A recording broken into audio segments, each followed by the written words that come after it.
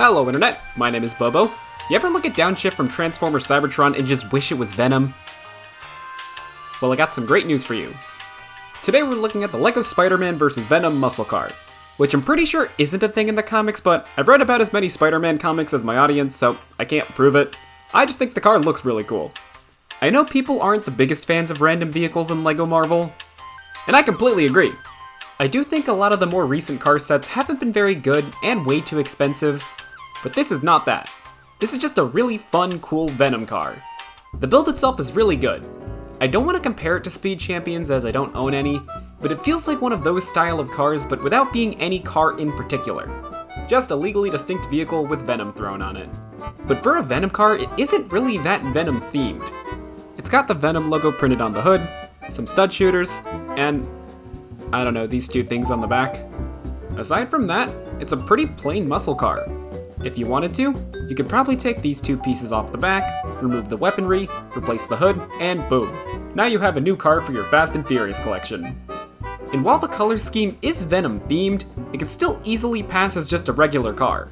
It's not like the Miles car where the red and black color scheme is very prominent.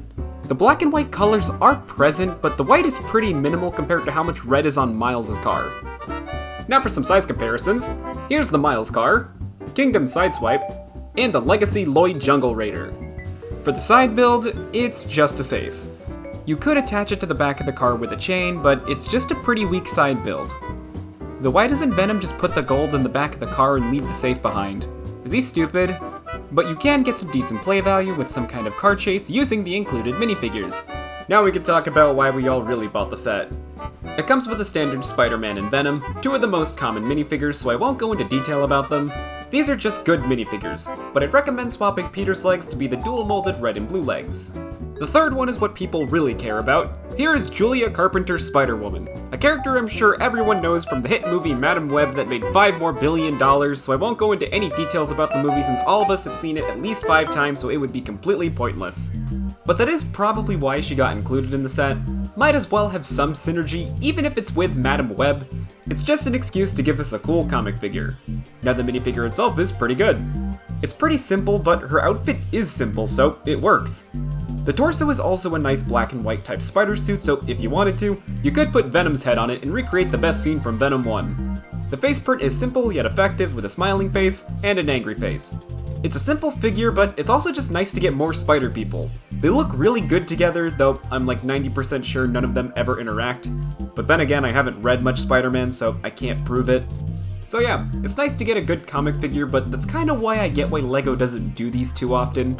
People want more comic-based sets, yet I assume that most people don't read the comics. It's just the comic design was probably used in a cartoon they like, so if they make a comic figure, then they get the design from the show. Like this Julia Carpenter figure. Can anyone name a comic she's from? Or at least a series she's known for? Spider-Man? She's from the original West Coast Avengers run. There's a West Coast? See? That's my point.